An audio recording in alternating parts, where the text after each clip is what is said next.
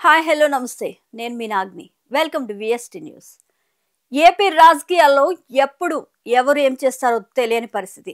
ఒకప్పుడు ప్రత్యర్థులుగా ఉన్నవారు కలిసి దర్శనమిస్తూ ఉంటారు. అలాగే ప్రాణ స్నేహితుల్లా కనిపించిన వారు ప్రత్యర్థులుగా మారిపోతూ ఉంటారు. రాజకీయ ప్రత్యర్థులుగా విమర్శలు గుప్పించిన వారు తిరిగి స్నేహితుల్లా మారిపోయి అన్ని మర్చిపోతుంటారు కూడా. గతంలో చంద్రబాబు, విజయసాయిరెడ్డి వంటి ఉదాహరణలే ఇందుకు నిదర్శనం.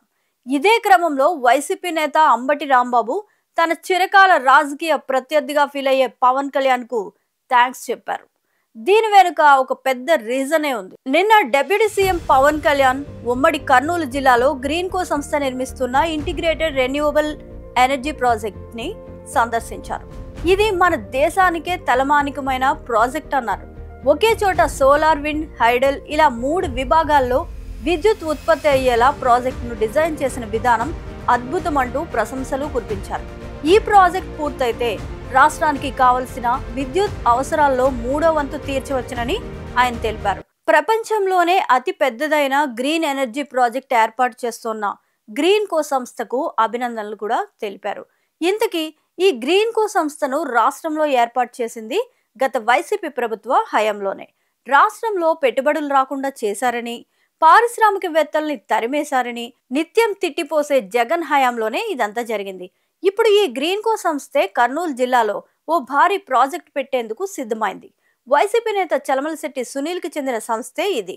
దీంతో ఇప్పుడు వైసీపీ నేత పెట్టిన వైసీపీ హయాంలో రాష్ట్రానికి వచ్చిన గ్రీన్ కో సంస్థను ప్రశంసించినట్లయింది. 10,000 మందికి ఉద్యోగం చూడగలిగాడు.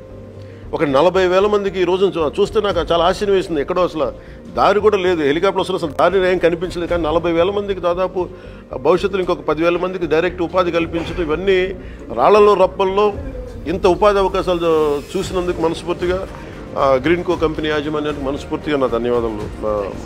Full heartedly. దీనిపై వైసీపీ నేత అంబటి రాంబాబు వెంటనే స్పందించారు. జగన్ హయాంలో పరిశ్రమలు రాలేదని, ఉన్నవి పోయాయని ప్రచారం చేస్తున్న సమయంలో జగన్ గారు తీసుకొచ్చిన గ్రీన్ కో ఎనర్జీ ప్రాజెక్ట్ ప్రపంచంలోనే అద్భుతమని ప్రశంసించిన డిప్యూటీ సీఎం గారికి ధన్యవాదాలు అంటూ అంబటి రాంబాబు ఎక్స్ లో పోస్ట్ చేయడం జరిగింది. తద్వారా కూటమి సర్కార్ గతంలో చేసిన విమర్శలు ఇప్పుడు పవన్ యూటర్న్ తీసుకున్న తీరును సోషల్ మీడియా వేదికగా ఆయన ప్రశ్నించారు. నిరంతర వార్తా శ్రవంతి కొరకు వీక్షిస్తూనే ఉండండి. మీ మా VST news. Please like, share and subscribe.